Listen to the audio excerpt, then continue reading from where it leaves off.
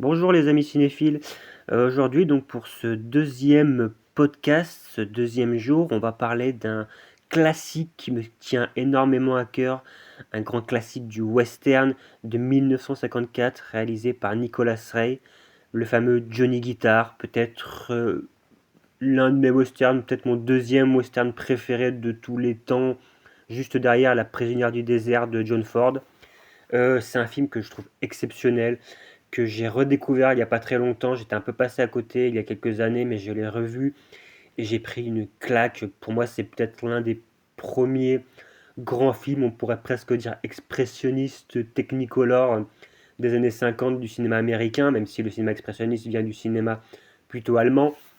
Mais là, il y a quelque chose vraiment des couleurs, de la mise en scène, de l'exagération que je trouve magnifique. Pour moi, c'est en fait, je pense que Nicolas Ray est un des plus grands cinéastes américains. Et dans Johnny Guitar, pour moi, il filme pas un saloon, il filme vraiment un cerveau géant en fait, dont les parois rocheuses et les bois sombres forment en fait pour moi une boîte crânienne où les personnages ne sont pas vraiment des personnages, mais ils deviennent plus des signaux électriques en mouvement perpétuel. C'est une métaphore du cerveau, ce saloon. C'est un lieu qui fonctionne comme une caverne de Platon inversée.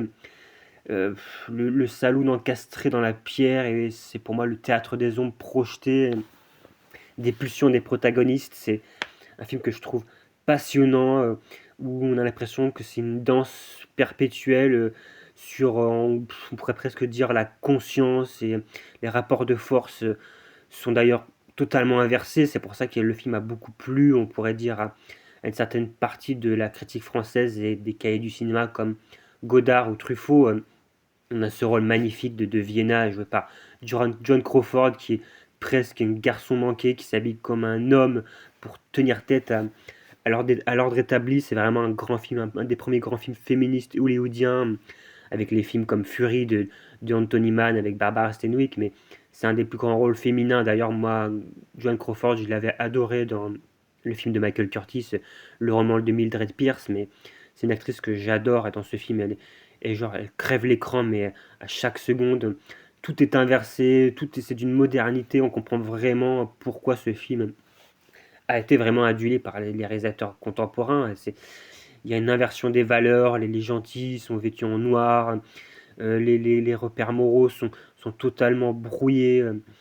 Il y a presque aussi une espèce de pulsion, une espèce de message, de sous-entendu homosexuel latent qui est caché.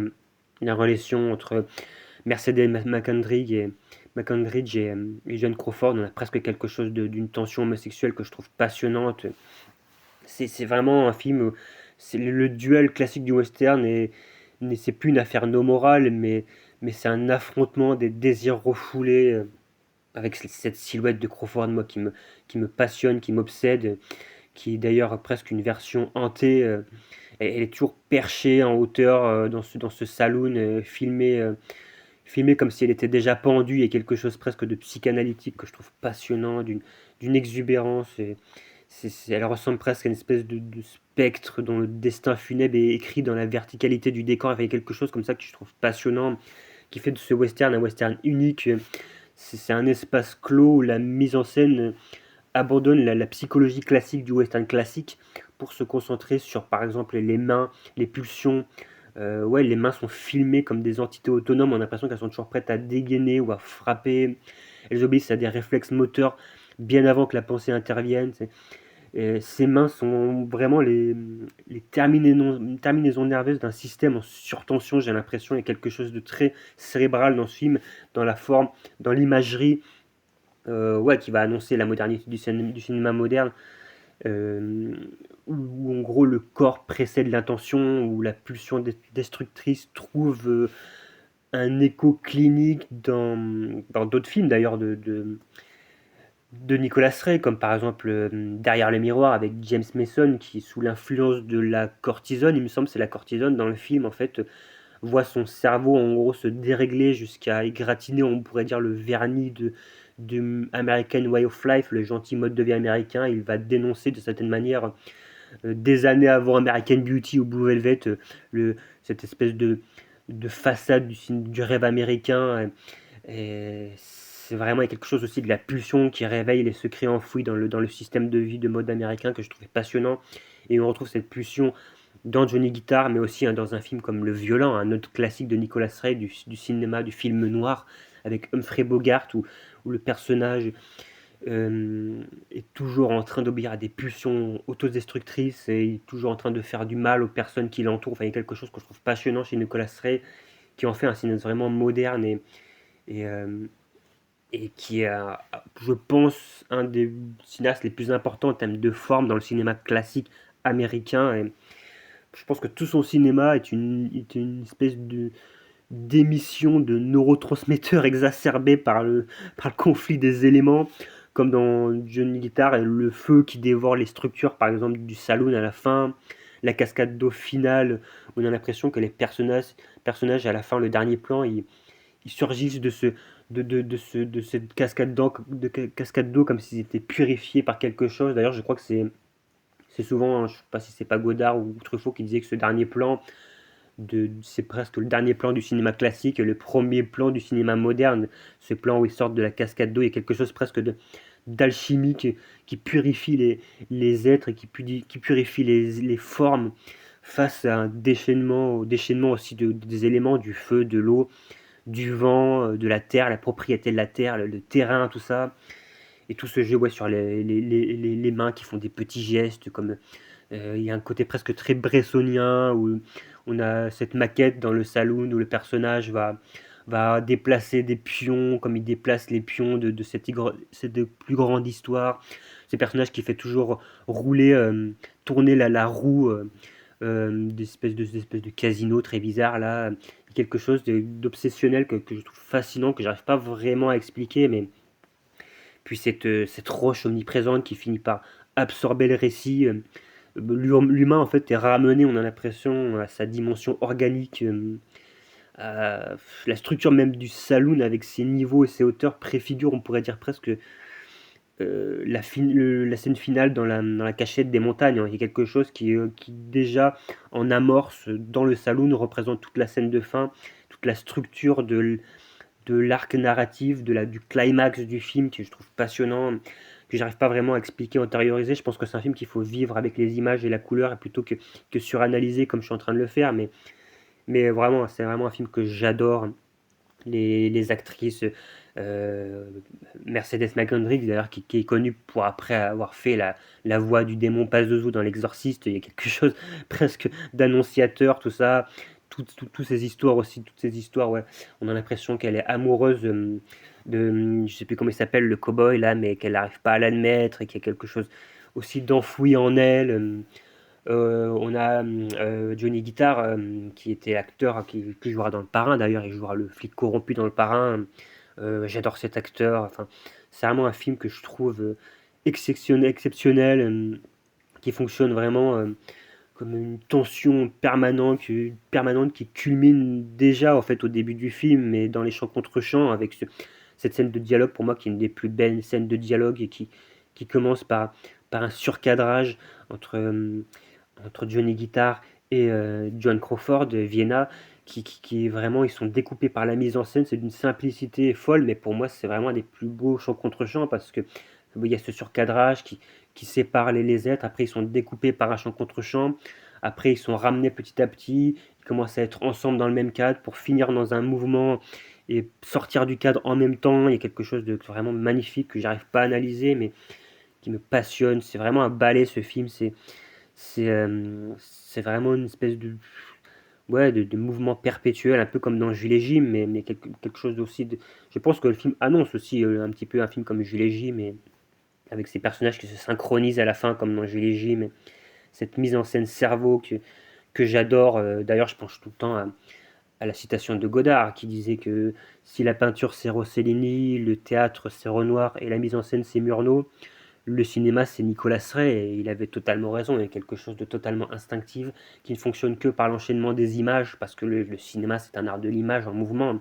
C'est un défilement de pellicules et de photographies qui crée un sentiment grâce à la persistance rétinienne, un sentiment de mouvement. Donc pour moi les gros cinéastes c'est ceux qui travaillent ce mouvement perpétuel, c'est cette forme perpétuelle, c'est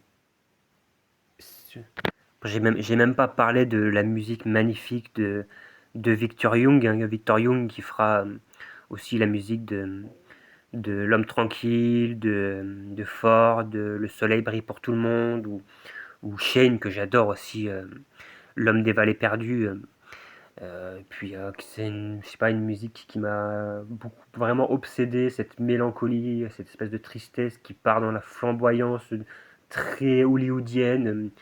Il y a quelque chose vraiment de un peu comme chez King Vidor en fait. Il y a vraiment cette sensation d'avoir vu un film classique hollywoodien, mais qui utilise tous les outils du classicisme hollywoodien pour les pousser à un point d'incandescence, un peu ouais, comme King Vidor le fera par exemple avec Le Rebelle de Fountainhead avec Gary Cooper. Il y a quelque chose vraiment d'une radicalité, comme si le cinéma classique était arrivé vraiment en bout de course, et qu'il était un peu le dernier grand, avec d'ailleurs La Prisonnière du désert qui sortira 2 ans après, mais et comme si c'était un peu le dernier grand film classique qui utilisait tous ses outils, poussait vraiment tous les potards pour faire tout éclater et faire naître le cinéma moderne, même si on sait que le cinéma classique continuera jusqu'au début des années 60. Moi je dis souvent que le dernier grand classique américain, c'est plutôt L'Homme qui tua Liberty Valance de Ford ou Les Désaxés de John Huston avec les derniers grands rôles de Clark Gable, Marilyn Monroe ou il y avait Montgomery Clift, il me semble, dedans. Mais moi, il y a quelque chose vraiment presque de la finalité dans Johnny Guitar, un peu le dernier un peu des Mohicans du cinéma classique et à la fois le premier grand film moderne. Cette photographie aussi, que j'ai même pas parlé de la photographie de euh, Stradling, je crois que c'est le Harry Stradling, il me semble, senior, mais magnifique.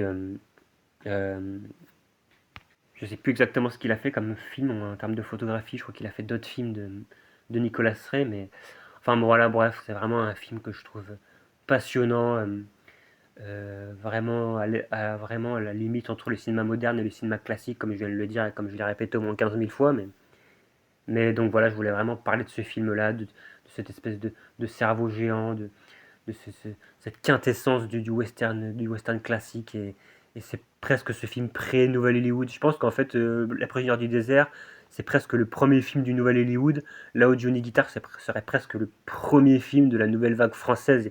On comprend vraiment pourquoi ça avait influencé les Truffaut, Godard, tout ça. Et donc voilà, je sais même pas quoi dire de plus sur ce film que j'adore. J'ai envie d'en parler pendant des heures, mais je vais être à court de superlatifs au bout d'un moment. Voilà, si vraiment vous connaissez pas Johnny Guitar, je vous invite vraiment, je vous oblige à regarder ce film classique du cinéma, parce que pour moi, les vrais grands westerns sont les westerns américains classiques, même si j'adore les westerns italiens, Spaghetti de Leone, Corbucci, Damiani, tout ça. Je préfère vraiment le cinéma classique américain, le western, parce que pour moi, le western est un genre purement américain. C'est le genre de la communauté, de la conquête de l'espace américain. Et les films italiens, comme ceux de Sergio Leone, ne seront que des reprises, des hommages, des espèces de réponses, des palimpsestes en fait du cinéma classique. J'adore ce qu'a fait Sergio Leone, mais pour moi, il reste sur les traces de John Ford. Et sans le cinéma de Ford, de King Vidor, de Bud Buttigieg, de Anthony Mann, de Fred Zinman, de Delmer Dave, pour moi, il n'y aurait pas Sergio Leone, et il n'y aurait pas aussi tout le western crépusculaire américain, on va dire du Nouvel Hollywood, avec des films de Sam Peckinpah, de Robert Altman, plus tard après de Clint Eastwood, tout ça. Mais je suis toujours plus attaché à une forme de classicisme, parce que pour moi, c'est eux qui ont tout inventé. Et pour moi, le cinéma, le western, le grand western américain, c'est le western classique. Où en gros, il- entre les années 30 jusqu'aux années début 60, j'ai l'impression que le western a déjà tout raconté. Il s'est déjà totalement réinventé en termes de forme. On a eu le sur-western de William Wellman avec L'étrange incident. On a eu des westerns progressistes avec Les Furies de Anthony Mann. On a eu des westerns d'intérieur en chambre avec L'homme qui tua Liberty Valance. On a eu des westerns engagés comme La Flèche brisée de Delmer Dave. Euh, pour moi, on a déjà tout eu, hein. Comme disait Bogdanovich, j'ai l'impression que le cinéma classique a déjà tout raconté. Et d'une certaine manière, le cinéma contemporain à partir des années 60 ne va faire que recycler, ne va faire que réinventer des formes, mais en gros, tout sera déjà dit jusqu'à la fin des années 50. Et je pense que voilà, Johnny Guitar, il est vraiment à la frontière entre ces deux mouvements du cinéma, de la modernité et du classicisme. Donc voilà tout ce que je voulais dire sur Johnny Guitar. Je vais m'arrêter là parce que là, sinon, je vais parler encore pendant des heures. J'espère que je ne vous ai pas trop saoulé. J'espère que c'était compréhensible. Je vous invite vraiment à regarder ce film si vous ne l'avez pas vu, mais bon, je pense que tout le monde connaît à peu près ce film. Je vous invite à voir d'autres westerns classiques, d'autres films américains. Moi, je vais essayer de parler de films peut-être plus modernes, d'autres films plus italiens ou japonais dans mes autres podcasts. J'espère que ça vous plaît, cette espèce de flux de pensée que j'essaye de dérouler de manière à peu près ordonnée, hein. J'essaye, mais bon, c'est vraiment, j'ai pas du tout l'habitude de faire des podcasts. En tout cas, je suis très content de partager cette passion. Si au moins il y a au moins 3 personnes qui écoutent mon émission, je serais déjà content. Si vous voulez envoyer des commentaires, vous pouvez faire ce que vous voulez, on peut discuter. Moi, je suis totalement ouvert à la discussion, que vous aimez, que vous aimez pas, que vous n'êtes pas d'accord. Le débat, moi, m'intéresse toujours et je suis très content de partager ce podcast. Je vous souhaite une bonne journée et continue d'aller au cinéma et de partager cette passion. Allez, à plus!